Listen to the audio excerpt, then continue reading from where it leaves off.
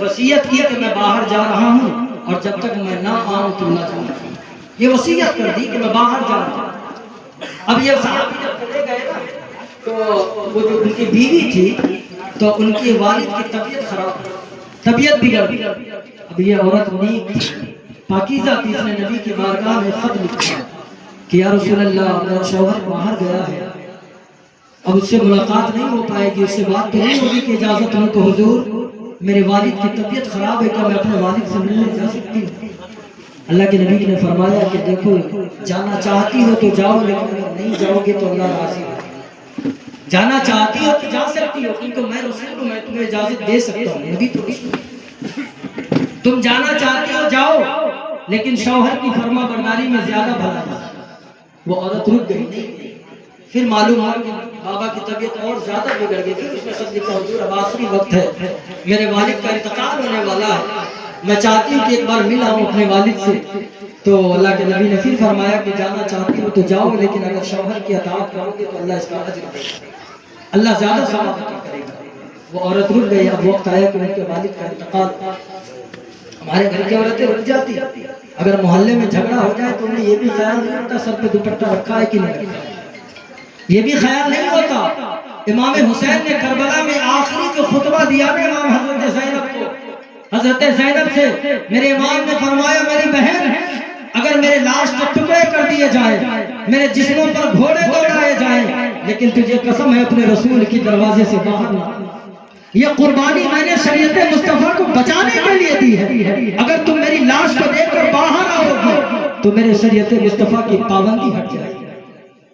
تو آج ہمارے گھر کی وہ عورت باپ کا انتقال ہو گیا، حضور اب جاؤ، اب ایک آخری ملاقات باپ سے کر لوں، انتقال ہو گیا ہے. نبی فرماتے جانا چاہتی ہو تو جاؤ، نہ جاؤ گے تو بھلائی ہے، شوہر کی بات مانو گے بھلائی ہے. وہ عورت نہیں گئی. اب باپ کا جنازہ ہو گیا، لوگوں نے میت کو جنازہ پر دفنا دیا. اب یہ عورت نہ گئی، رونے لگی گھر میں سسک کے آخر کیا کروں.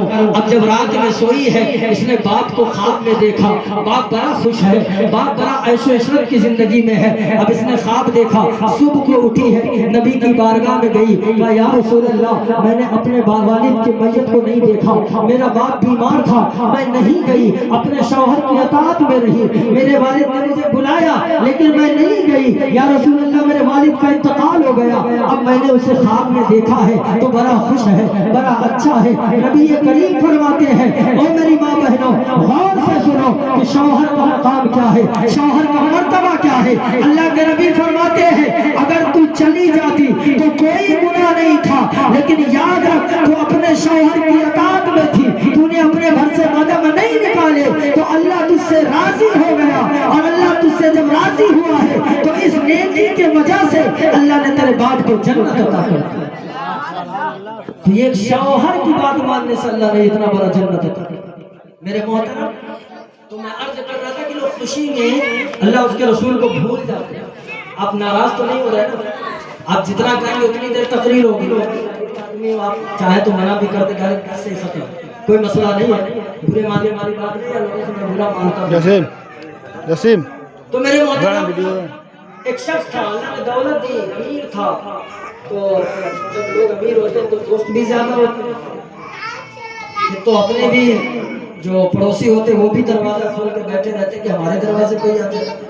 جب پیسہ ہو، دولت تو وہ چیز ہے جو غریب کے سچ بات کو جھوٹ بنا دے اور جھوٹ کے امیر کے جھوٹ کو سچ بنا دے.